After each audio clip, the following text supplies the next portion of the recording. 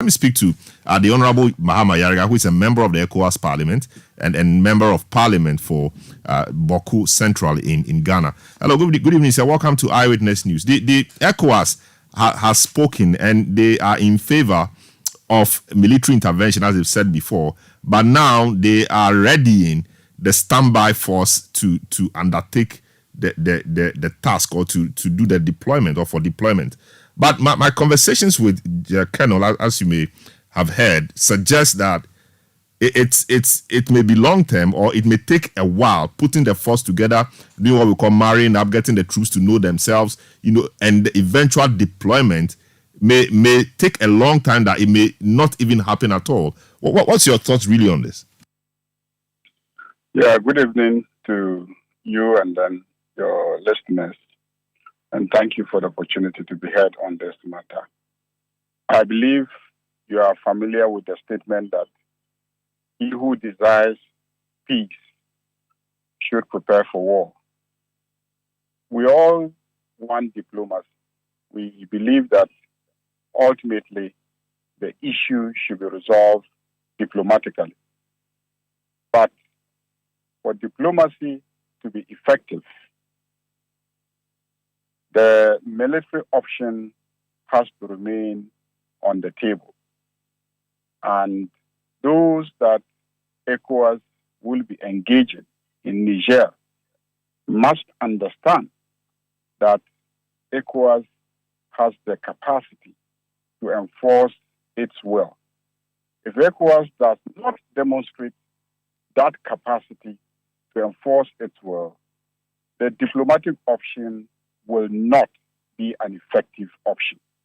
And so I'm not surprised that ECOWAS is sharpening its knife, which is the standby force, to demonstrate to the Nigerian junta that it has the capacity to enforce its will, and therefore it should sit and talk. So I believe that ultimately it is sitting and talking and dialoguing that will resolve this issue. But that will not succeed unless the Nigerian military junta feel the capacity of ECOWAS. So if you desire peace, you have to prepare for war. I see. Quite interesting, and yes, I get your point. But how about the thought that, once you start, you cannot really stop? So this is Niger today. Tomorrow, it could be Guinea, it could be another country, it could be Ghana, because we've had that history. It could even be Nigeria. If ECOWAS starts this, are they in a position to keep up the momentum? Let's say something happens in Nigeria, somebody takes up arm and then ousts the democratically elected president. Are we able as ECOWAS to do a similar thing in that country, so that it may not appear to the rest of the world as being discriminatory? I think it didn't start today. It started with the Gambia, and ECOWAS threatened and sent troops. Yahya Jammeh left. So we're being tested again, because if we don't apply the same principle that we applied in the Gambia, then ECOWAS will become a laughingstock. And so it has already started. And this is a second test case. This is a bit more complicated because, as you have heard, the military junta is totally refusing to engage. They are refusing to accommodate any dialogue. And that is why maybe ECOWAS is forced to accelerate. In other cases, and I was particularly close to the efforts in Mali, the new Malian junta were actually willing to engage. I mean, they met ECOWAS missions, they talked, they agreed on timelines, even though they did not respect the timelines, but at least they start and talk and agree to the timelines, knowing very well that they will not, live by commitments that they have made. And anytime that the timelines approach, they will sit and talk and then, request for an extension and find a reason why the extension must be given. So at least there was accommodation for them to engage. But in this instance, the junta is totally refusing to listen to eminent persons sent by ECOWAS to go and engage them. And so ECOWAS must position itself to compel them to come to the diplomatic table. If they don't come to the negotiating table, how are you going to engage them to negotiate a diplomatic solution? So they leave ECOWAS with no option but to prepare for military action. And that is what ECOWAS is doing. I see, but is ECOWAS ready for the consequences of a possible military intervention as they are preparing to deploy the standby force? I mean, refugees, etc. In a rather economically battered sub-region, are we ready to face the economic consequences that will arise as a lot of refugees will now be trooping to the neighboring countries? Are we able to stand that? Well, I believe that ECOWAS asked its chiefs of army staff to meet and present them with the various options, scenarios, and proposals. I'm not a military expert, and so I don't know what scenarios, what options were presented to them. We don't even know exactly in what form the military action will be.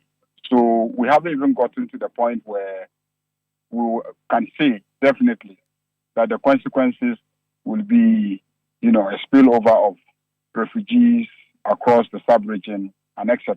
So I think that it is too early to be discussing those issues. But I also will want to state that as a sub-region, we need to have a clear position in terms of what values are most important to us. Is democracy an important value? The rule of law an important value? Constitutional governance an important value?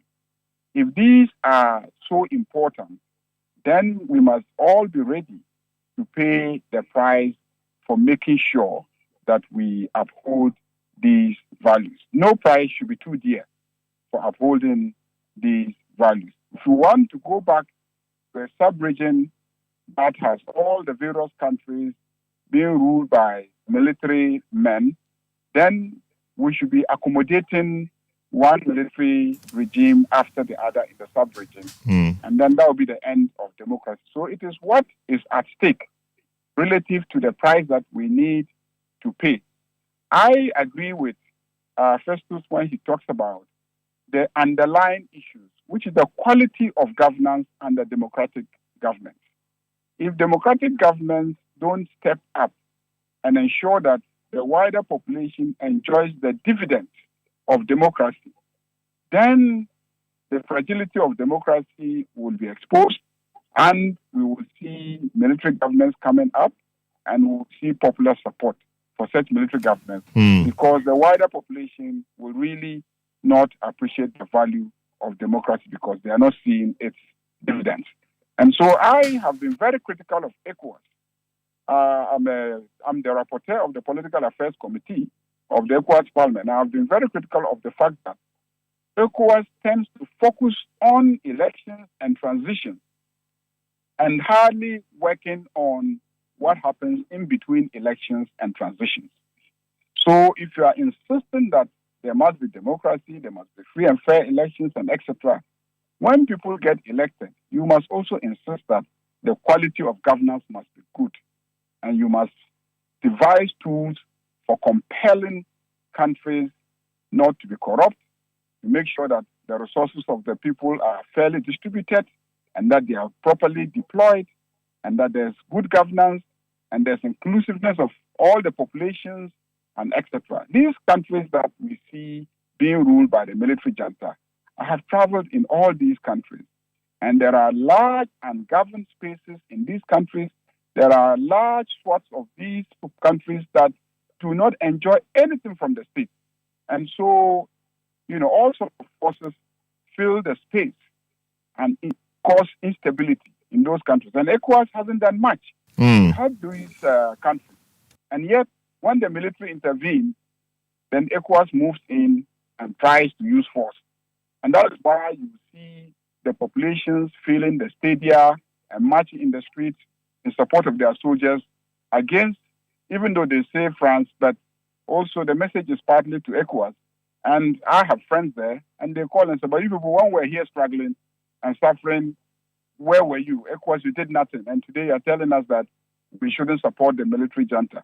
So ECOWAS must be felt by the people in between elections by way of compelling the government to be honest, to be accountable, to refrain from corrupt practices, not to siphon public funds and send them abroad, to be equitable, to be inclusive, and etc. If you don't do this, you lose the moral authority in instances like this. You want to step in and use force. Nevertheless, I think that we should not also tolerate the military, because in all these countries, I haven't seen how the military have fared better than their democratic predecessors that they removed in dealing with the crisis in these countries. Very well. I'm so grateful. Mahama Yariga, Honorable Member of Parliament for Boku Central and then the member of the ECOWAS Parliament.